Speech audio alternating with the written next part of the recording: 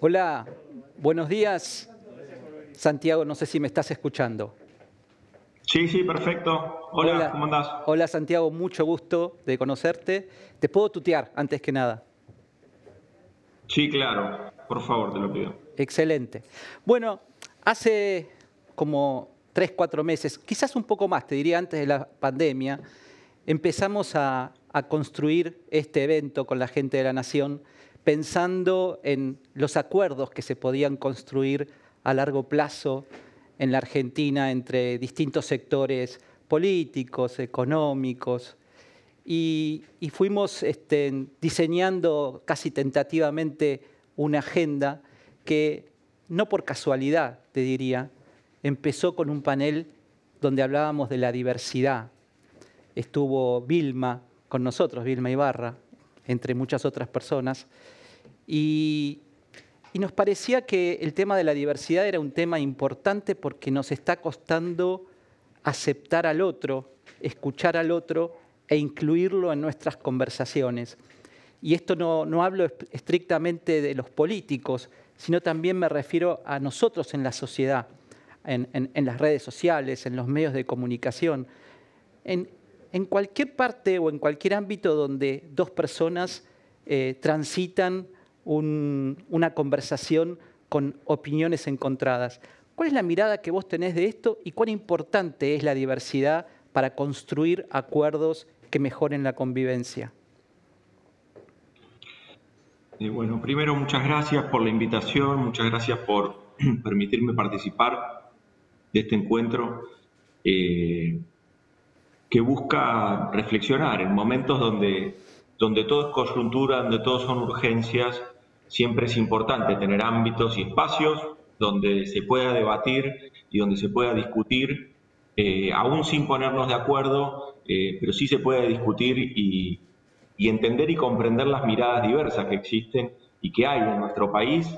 Y no solo hablo de la política, no quiero solamente generar ese contorno. Me parece que esto es mucho más amplio, es en la política, es en la dirigencia empresarial, gremial, es en los sectores de los trabajadores, es en los movimientos sociales, aquellos que trabajan en la economía popular, aquellos asalariados, los jubilados, los jóvenes, los niños.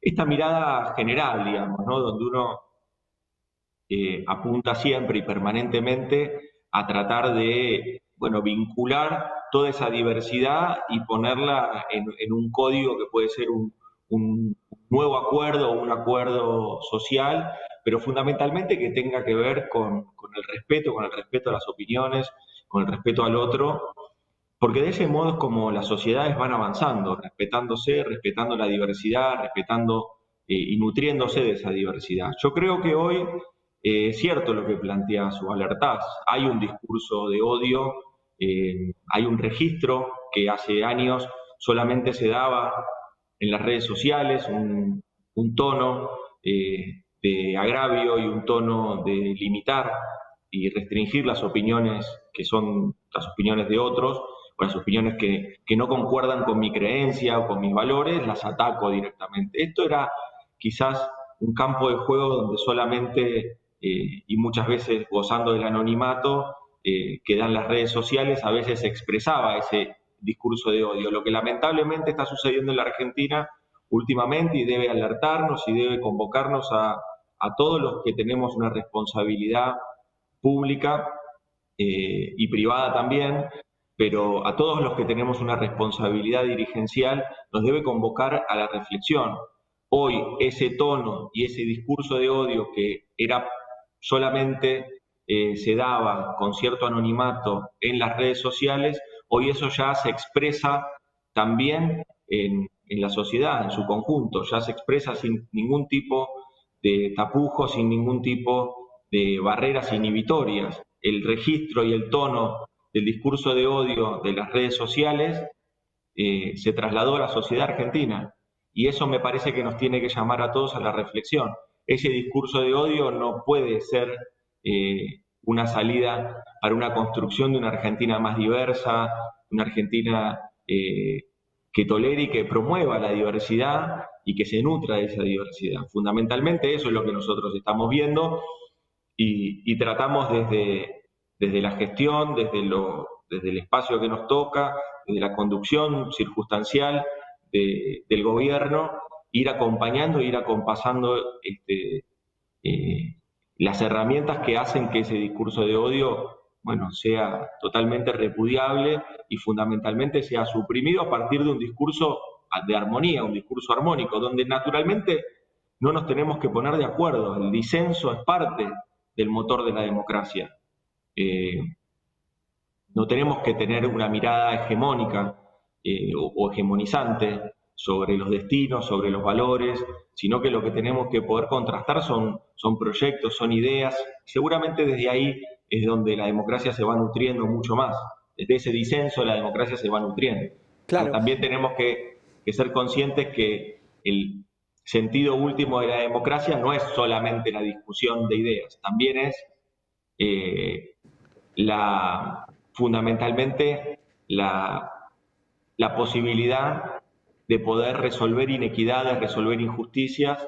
Es decir, que si nosotros planteamos que el disenso es importante para la democracia, también es cierto que una democracia sin justicia social es impotente.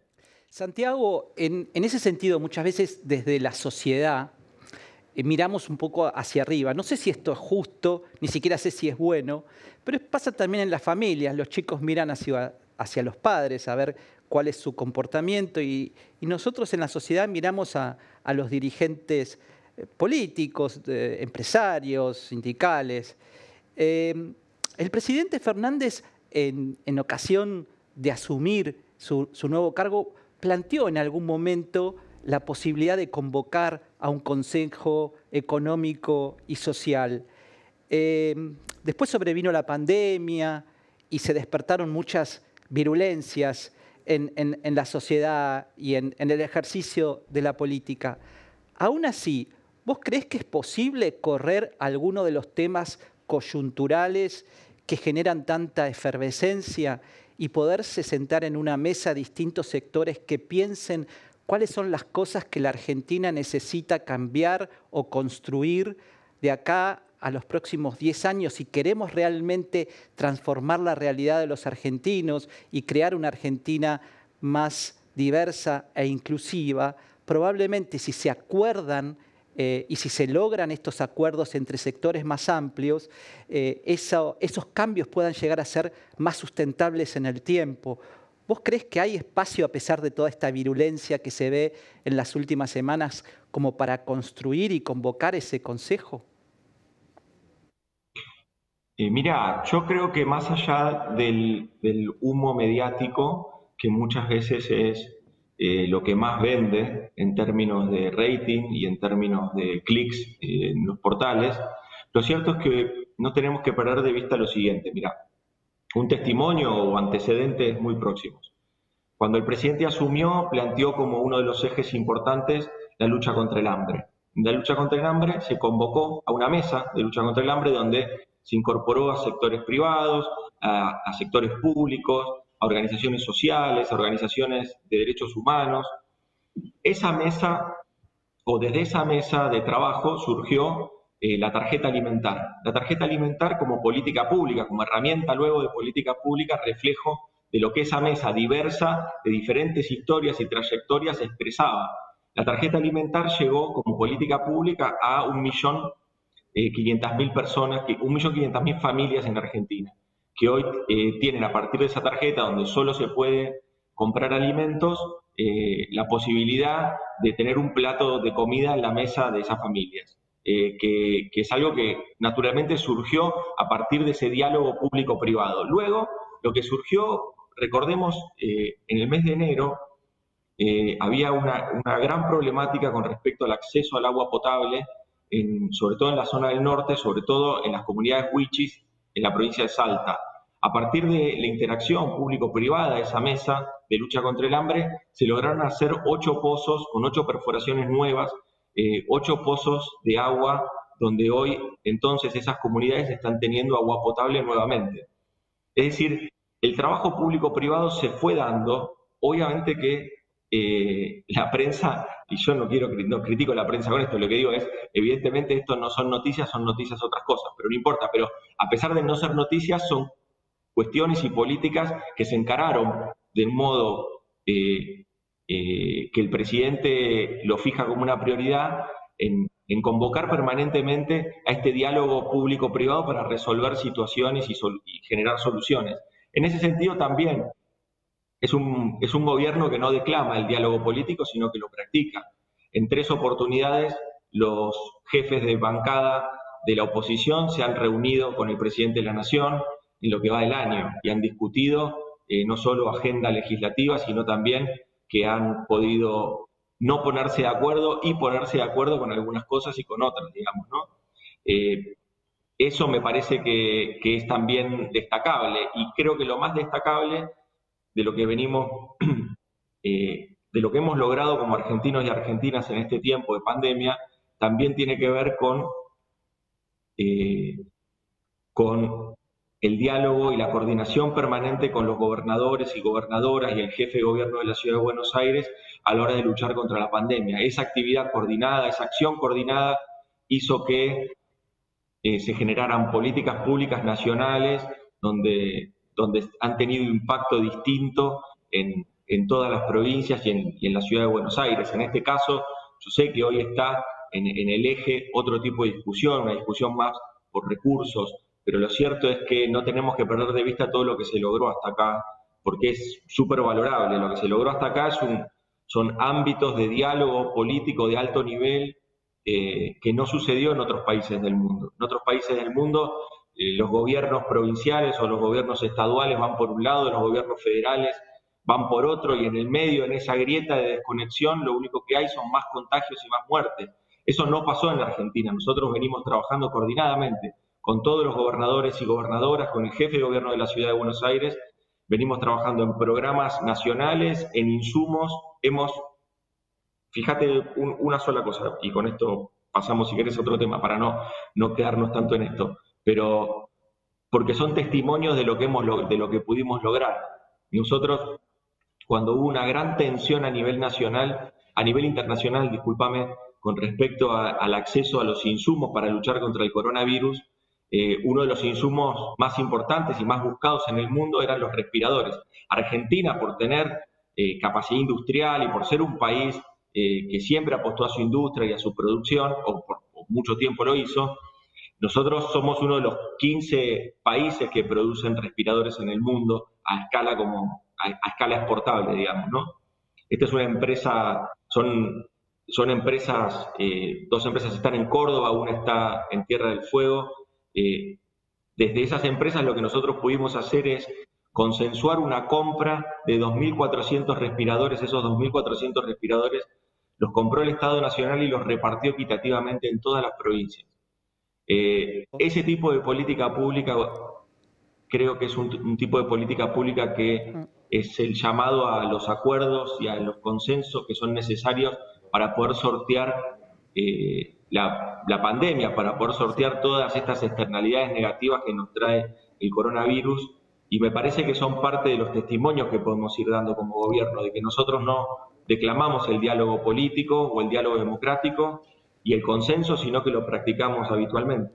Santiago, tengo que cerrar porque me apuran acá con los tiempos, ¿viste? En la televisión son más tiranos que en las empresas. Pero me gustaría, si vos en 2 minutos me podrías decir qué importante es para el gobierno nacional y para la Argentina de largo plazo el agro como sector y China como socio estratégico.